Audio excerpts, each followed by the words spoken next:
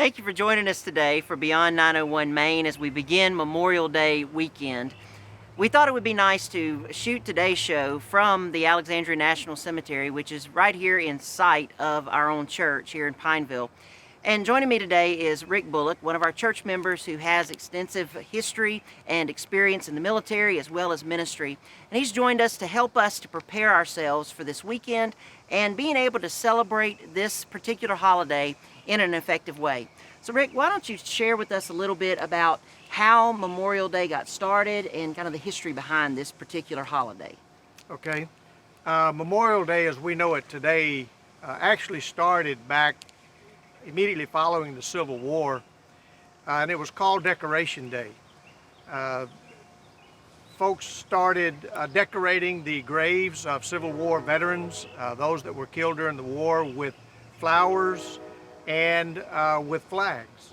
And they thought that, during that time of the year, toward the end of May, flowers would be in bloom. It'd be a great time to do that. So it started back then. After World War I, all of those that were killed in wars and conflicts throughout the United States history were included in that, not just Civil War dead. So following World War II, actually in 1971 by act of Congress, the name was changed from Decoration Day to Memorial Day. And so today we honor and we memorialize all of those that have given the ultimate sacrifice in our wars throughout the history of the United States, from the Revolutionary War to the current day. And I think what's important for us to really understand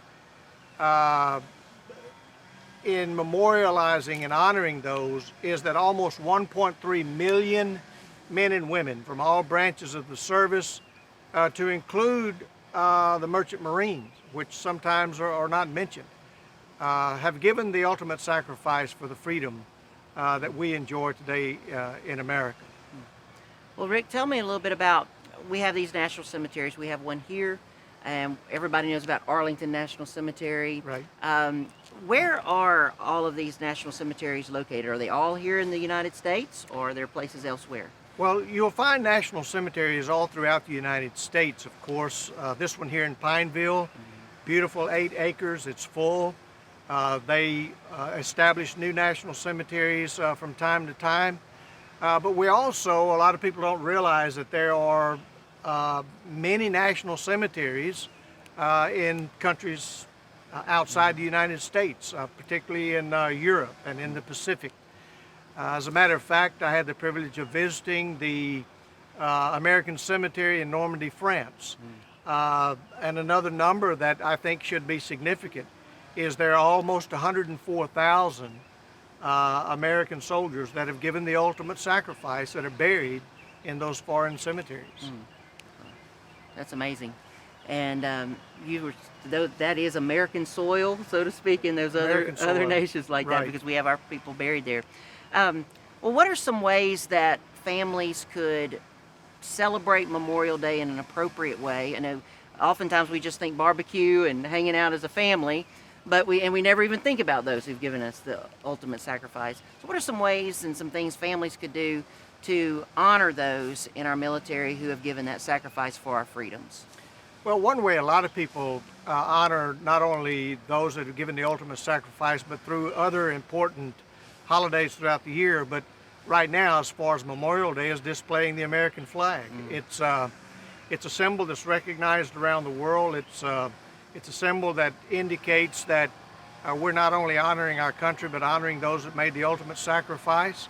A lot of people will also display a POW MIA flag. Matter of fact, Congress has taken action to give out specific rules on how that should be done. But there are almost 82,000 missing in action that are presumed to be deceased too. So that's one way of doing it.